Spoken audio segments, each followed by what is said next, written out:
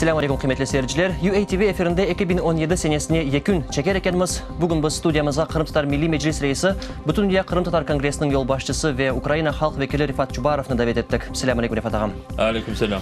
Rifat ağam, işte Ukrayna'da ve dünyada yılbaş kaydettilerken biz de bu geçken yılga bir yekün çekmege ve belki de gelecek yılga olgan niyetler hakkında konuşma yapmağa istedik. Ve teklif eden bugünkü mevzumuzni Kırım'nın özünün, yarımadanın ve Kıtayı Ukrayna'nın hem de dünyanın sınırlayık ya da böyle böleyik. İşte Rifat ağam, 2017 senesini geçken yıllarga nisbeten, yani Rus istilasının ilk 3 yılına nisbeten tengleştirecek olsak, bu yılın nasıl hususiyetlerini kaydetelediniz? Yani işgalci hakimiyetinin yerli əyligi ve Kırım Tatar halkına nisbeten nasıl siyaseti alıp barılmakta hazırda? Eğer biz 2017 seneyi böyle bir bütün bu devamına göz bıraksak, elbette birinciden onu söylemeye gerek ki vatanımızı azatlaştırmak becermedik ve Ruslar işgalci olarak orada da kuvvetliler. Bu birincisi, ama aynı zamanda Ruslar da istedikleri kadar orada kendilerinin tamirlerini derince bırakmaya becermediler ve endi anlaşıldı ki hiçbir vakit bu olmayacak. Bunu nasıl anlayabiliriz? Çünkü bütün bu halkara teşkilatlar tarafından ve ülkelerin toplumları tarafından Rusya devletine çok böyle derince karşılık gösterildi. Birinciden bu Birleşmiş Milletler Teşkilatı yanındaki Halkara Mahkemenin kararı kabul edilmiş idi April ayında ve o Birleşmiş Milletler'in Teşkilatın Mahkemesi'nin kararında Kırım Tatar Milli Meclisi yasakladıklarını gene de iptal edilsin. Kırım Tatar Milli Meclis rehberleri Kırım'a dönmeye çareleri bulunsun. Bütün Kırım Tatar milletine yapılan bu karşılık, düşmanlık toktatılsın. Bu karar, bu vakitnece karar da, gerçek kararlar daha kabul edilmedi. Bu gelecek sene, 2018. senede kabul edilecek. Rusya'nın cezalaması, Rusya o Kırım'ı boşaltması, bu kararlar da okumuzda. Ondan başka 2017 sene bu çok korumlu halkara toplumların beyanatları, kararları kabul edilmiş idi. Avrupa Birliği, Avrupa Konseyi, işte gene de hepsi Kırım Tatar milletinin durumuna bağlı ve aslı Kırım'ın durumuna bağlı ve senenin sonunda dekabrın 19-20'leri şimdi o kadar hatırlamam, 19 edelim. Birleşmiş Milletler Teşkilatı'nın Genel Asambleyanın kararı kabul edildi. Evet, 70 reyle kabul edildi. Evet, gene de 70 reyinin işte çokluk bu. 26 karşı çıktı buna. Kırım Yarımada Ukrayna devletin toprağı tanıldı ve Rus devleti orada işgalci devlet olganını daha bir kere de açıklandı.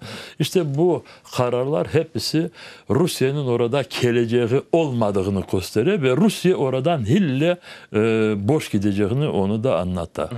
Ya Kırım'daki vaziyetke baksak mı? Misal için Kırım Sos Teşkilatı 2017 senesi Kırım'da insan hakları bozuklarının hesabatını bir kısa neticesini gösterdi bu günlerde ve misal için böyle rakamlar getirilmekte. Siyasi esaslar ile açılgan cinayi işler boyunca 10 kabatlaf hükümü çıkarılgan. Bu yıl devamında şu sırada meclis reisinin muavinleri İlmi Umerov ve Aktem Çigozga, sonra onlar oktyabrda azat edildi bilemiz. Ruslan Zeytullayev'ke jurnalist Mikola Siminaga ve diversantlar davasının 3 iştirakçısına karşı mahkeme kararı endi alıngan bu sene devamında. Kırım Tatar gраждан ve dini faallerine, Ukrayna taraftarı olgan şahıslarga, hatta fikirlerini içtimai ağlarda bildirgenlerge karşı 23 cinayi iş açıldı. En azından 35 kere memuri mesuliyetlikle çekuf, şu cümleden 23 tevkif, 86 göreme, daha 22 davada mahkeme kararı şimdilik beklenilmekte. Belki de en rezonanslı vakıya Parkinson hastası ve 76 yaşındaki Kırım Tatar faali Server Karametov'un tevkifi olgan idi. Bunu da hatırlamak mümkünmüz gerekmiz. Hem de siyasi sebepler ile geçirilgen en azından 40 tintuf kanunsuzca tutup alıngan ve en azından 184 insan vardır kanunsuz tutup alınanlar.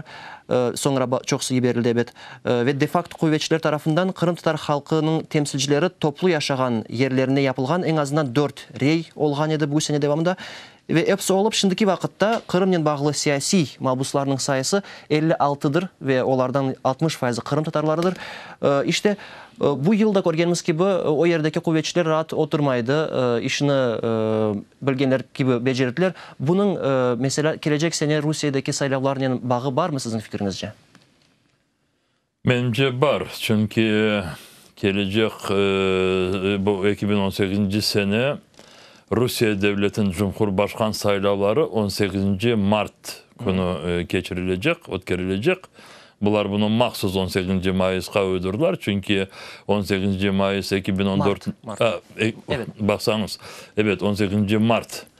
18. Mart 2014 sene Putin işte kendi emrinin Kırım Yarımadağı'nı Rusya devletin bir parçası gibi imzalayıp öyle tanıdı da şimdi bu saylavları bugünü geçirip gene de işte bu Rus milletinin böyle bir bilmeyin vatanperver duygularını kullanmaya istiyorlar. Çünkü Rusya devleti başka sebeplerden insanları bile iyiye canlandırmak hiç becermiyor.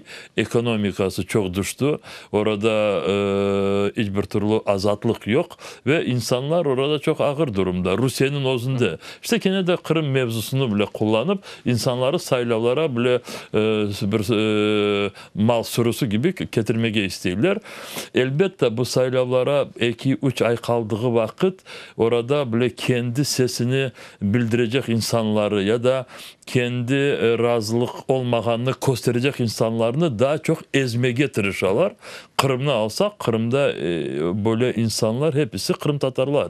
İşte kendilerinin bile namuslarını bilgen insanlar, kendilerinin razılık böyle boş razılık vermeyen insanlar, birlikini saklayan insanlar Kırım Tatarları. O sebepten işte bu siz söylediğiniz şimdi bildirdiğiniz statistik öyle görünüyor. Çünkü bütün kendilerin bu represif bütün bu güçlerini Rusya devleti Kırım Tatar milletine karşı alıp vardı ve sussunlar deyip ya da susmaya istemeyenleri Kırım'dan gitsinler deyip böyle bir planlarının bu işlerini yaparlar. Ama 2017 senesi onu da gösterdi ki milletimiz daha çok ziyade bu evveldeki şoklardan vazgeçti. Milletimiz korkmaganı öyle bir korunuyor ki şimdi birinciden bu gençlerimiz, erkeklerimiz böyle bir tentürler olduğu vakit ya da adamları toktattıkları vakit aman toplanırlar ya da bu Server Ağam Karametov Aktem Çigoz'un mahkemesine karşılık göstermek için böyle bir protesto, bir ozu çıktı. Onu yakalagan son, onu mahkemeye, onu içeriye bırakkan son, bir iki haftadan son Kırım'ın bütün etrafında 100 kişimiz sokaklara çıktılar.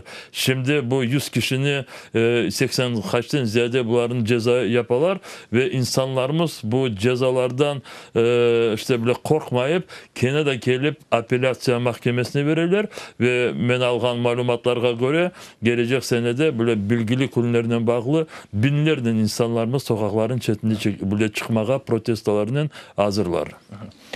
Teessüf ki siz endi 4. yıl devamında Kırım'a koyulmaysınız. Şimdi yarımadamızda hükümetken hakimiyet böyle bir imkandan sizni mahrum kaldırdı. Ama sizin yardımcılarınız ve Milli Meclis Reisinin birinci muavini o yerde ve şimdi biz onunla Skype vasıtasıyla bağlandık. İşte Kırım Tatar Milli Meclis Reisinin birinci muavini Nariman Celal bizim bağımızda var. Selamun aleyküm Nariman ağam. Aleyküm selam İbrahim Bey. Nariman ağam aslında hazırda ana vatanda Kırım Tatar cemiyeti arasında nasıl meyiller, değişmeler görüyorsunuz? Yani mesela daha faal olan mı yoksa daha pasif mi, gayretli mi ya da umutsuz mu? Ben birinciden Rifat ağamızdan da selamlaşmak isteyim. Aleyküm selam. Bütün sizni bakkan seyircilerimizge de Kırım'dan büyük selamlar aytmak isteyim. Elbette bir taraftan öyle baktan sanki değişmeler yok. Bazıların adamlarımızın ruhu öyle bir alçak seviyeye düşebilir ama inşallah biz göremiz milli hareketimiz hep yıldan faalleştiriyor ve ona çok yaşlar koşulabilir. Biz göremiz evveldeki öyle bir anlaşmalara bakmayıp bugün beraberlikte çalışamız. Bunu bir sebebi mi yok mu? ama siyasi öyle ve milli maksatlarımızı ağnap bugün çeşit türlü siyasi öyle bir yönelişlerden adamlar birleştiriyor ve beraberlikte çok faal, çok gerekli işler alıp barla. Biz bilemiz 100% halkımız elbette böyle siyasi aksiyalarda iştirak etmese de sanki Ukrayna'da elbette 100% adamlar cenkleşmeyi, onu işte özüne öyle mesuliyet algan adam, harbi işlerden uğraşkan adamları bu şark tarafında işte porçalaylar Ukrayna müstakilliğini. Tamam öyle Kırım'da da hepsi olmasa da ama mesuliyet algan, maksatlarımızı ağnagan adamları şimdi evde oturmayıp çeşit türlü işte öyle hadiselerde, vakıyalarda iştirak etti ama biz göremiz gerek olganda. Mana ştrafları tölemek için, saylavlarga barmamak için bütün halkımız buna koşula ve inşallah biz bu maniyalardan ne kadar olmasa da geçerik ve faaliyetimiz tek işte çoklaşa ve nasıl peşimizni alıp barmaka ve nasıl çok kurbanların vermemege ve nihayet sonuna maksatlarımıza yetmege biz endi ağnayımız. Bu fikirlerin halk arasında anlatmağa tırışamız ve bunu göremiz, semerligimiz de, efektivliğimiz de işte çoklaşa. İnşallah men belesem bizim işimiz de gerekli seviyeye götürülür. Çünkü Rifat Ağa aytkan gibi mında evvel öyle Rusya'nı kullanıp karşılagan adamlar da azlaştıra. Onların keyfi yetişi sebeplerimizni elbette bilemiz. Nariman ağam, ya 2018 senesi yanımına başlanacak senede Kırım'daki semedeşlerimizde ne görmege isterdiniz? Ve de Kıtay'daki, Ukrayna'daki vatandaşlardan yoksa dünyadaki yurttaşlarımızdan nasıl beklentileriniz vardır? Elbette bizim halkımızga men her vakit aytam, Kırım'da yaşasanız, ne yerde yaşasanız özüne öyle bir şekilde, kolay şekilde, gerekli şekilde hareketlerini yapmak gerekli. Özleri bilmeseler meclis azaları, kongres azaları, kurultay vekilleri hepsi açık. Anlatmağa hazırlar. Ne yapmalı, nasıl yapmalı? Sen özün bir yerge barmasan da, vakit olmasan, çalışsan, buna taptıp böyle bir şekilde 10 gümüş, ondan ziyade yardım görsetmek mümkün. Hapishanede oturgan arkadaşlarımızga mektuplar yazmak mümkün. Televizor, radyo dinleyip, bizim liderlerimizni dinleyip, öz komşularına, öz dostlarına, soysoplarına anlatmak. Ne için ne yapıla, ne için bugün kullar gibi yaşamak hiç de olmaz. Ne için bizge serbest Kırım en büyük bir maksadımız dep sayamız. Ne için beraberlikte olmak gerekmiz. Böyle şeyler anlatmak mümkün. Onun için iş çok. Hepsine öz öyle bir bakışlarına, öz durumuna iş tapmak mümkün. Ne yerde yaşamasak da. Bütün dünyadan elbette alıp bargan işlerimizni, Kırım'a dikkat ayırganını tek devam etmeye işte çağıramız ve Ukrayna'ya bütün güçlerinden yardım etmeye çağıramız. Çok sağ olun Nariman Bey. Allah sizin razı olsun ve Allah size yardımcı olsun. Rifat ağam, bu yıl elbette ki böyle en mühim vakalardan biri bu sizin muavinleriniz İlmi Umerov ve Ahtem Çigoz'un azat edilmesi olgandır. Ya gelecek sene başka siyasi mabuslarının da yiberilmesine bir de bir şey sebep olmak mümkün mü? Şimdi neler görünmekte? Siz de bilesiniz ve vatandaşlarımız da bunu yaxşı bile. Biz bu meselelerini hiçbir vakit bile kendimizden uzaklaştırmayık ve her vakit birinci sırada işte oradaki bu hapiste olan vatandaşlarımızın durumunu yengilleştirmek ve birinciden onları o hapisten çıkarmak. Ama Rusya'nın da burada çok bile bir ayrı pozisyonu var. Misal için bugünlerde Ukrayna 70'ten ziyade 73 mi 75 mi hapiste olan Ukraynalıları bu Donetsk ve Lugansk taraftaki onları azatlaştırmaya becerdi ve Rusya tarafından mahsus Kırım'daki olan hapisteki insanlar için ayrı bir açıklama yapıldı. Dediler ki onlar Rusya vatandaşları gibi ya da Rusya kanunlarına göre mahkeme kararlarını aldılar da ve o sebepten biz bunları böyle denişme içine koşmayacak diye böyle açıklama yaptılar. Ama bu hepsi dünyanın ve bizim hareketlerimize bağlı. Aynı şunu Ahtem Çigoz için ve İlmi Umerov için de söylediler. Ahtem Çigoz'a 8 sene ceza verdiler kapalı olmasına ya da İlmi Umerov'a da 1,5 mu 2,5 sene vermişler. Ama ne olsa da bu baskınlara göre onları mecbur oldular oradan azatlaştırmak. Şimdi bu arkadaşlarımızın geleceği de işte bu dünyanın, Ukrayna'nın ve bizim milletimizin hareketine çok bağlı. Evet, Ukrayna'da kabul etilmegen, alhazırda da kabul etilmegen kanunlardan biri bu siyasi mahpuslarga yardım hakkında kanun ve onların statusu hakkında ve bundan da gayrı Kırım Tatar halkının statusu ve Kırım Yarımadası'nın geleceği yani Cumhuriyet statusu hakkında kanunlar bu yılda bakılmagandır.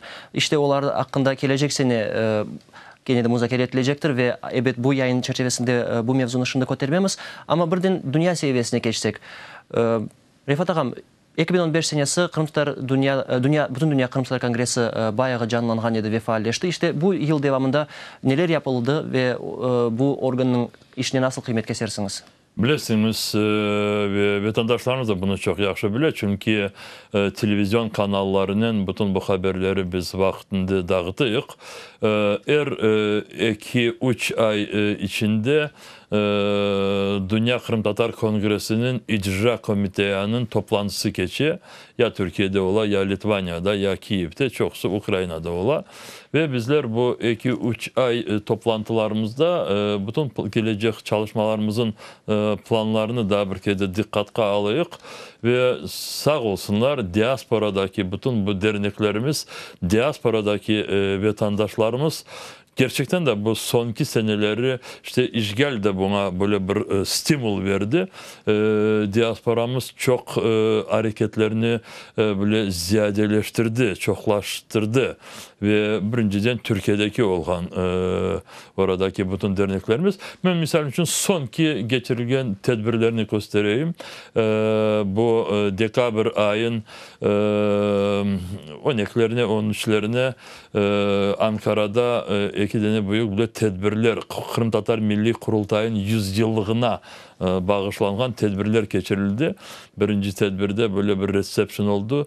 400 deneden ziyade diplomatlar, büyükelçiler, çok böyle bilgili alimler, siyasetçiler, milletvekilleri işte Kırım Tatarların etrafında orada toplandılar. Çok büyük açıklamalar oldu. İkinci günü halkara bir konferans geçirildi. Çok yapkan çalışmaları o kadar çok farklı ki işte protestolar var. Rusya'nın büyükelçiliğinin yanına varıp ya da 18. Mayıs'ta ya da 26. Şubat'ta, fevralde ya da başka günlere bile protesto yaparlar. Dünyaya İngiliz dilinde çok şeyler anlatalar.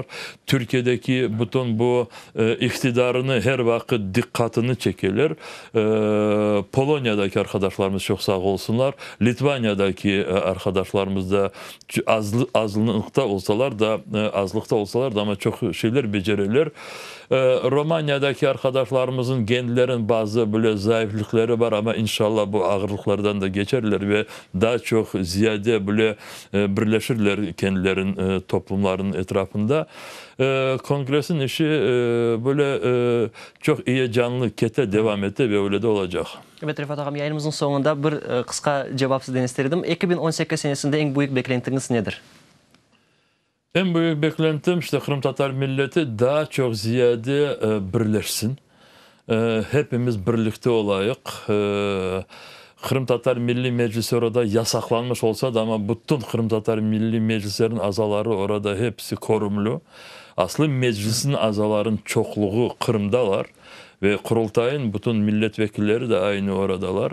İşte hepsi onların etrafında, köylerde olan çok hürmetli kişilerimizin etrafında, boysunmagan mollalarımızın etrafında, hepsi daha çok ziyade birleşsin de ve hiç bir kişini, hiç bir korantanı böyle ağırlıkta kendisine kaldırmasın. Bana bugündeki gibi ne kadar birleşeler de elbette daha bir isteğim var idi. Çünkü bu birlik dediğimiz vakit onun bir ölçesi gerek ola. Nasıl ölçeyebiliriz? Ne kadar birlikteyiz? Bana 18. Mart Rusya devleti bizim ana toprağımızda kendi saylavlarını geçirmeye isteği. Buradan birisi hiçbir şeyden korkmasın, sakınmasın. Çünkü kanunga göre orada her bir kişinin bu saylavlara varmamağa hakkı var. Hiçbir Kırım Tatarı bu saylavlara varmasın, çıkmasın ve hem işgalciler son daha çok hürmet etmeye mecbur olurlar. Bütün dünya Kırım Tatar milletin etrafında daha çok ziyade yardımcı olmağa o zaman hareketler yapar. Evet, çok sağ olun Rifat ağam, sizge teşekkürler bildirem ve saygılı seyircilerimizge hatırlatam. Bugün bizim stüdyamızda Bütün Dünya Kırım Tatar Kongresi'nin prezidenti ve Ukrayna halkı vekili Kırım Tatar Milli Meclisi yol başçısı Rifat Çubarov bulundu. İşte 2017 senesine kıymet kestik ve 18. yılda olacak beklenti ve niyetler hakkında da konuştuk. Sizge de en hayırlısını dilep sağlıklaşamız, sağlıkla kalınız.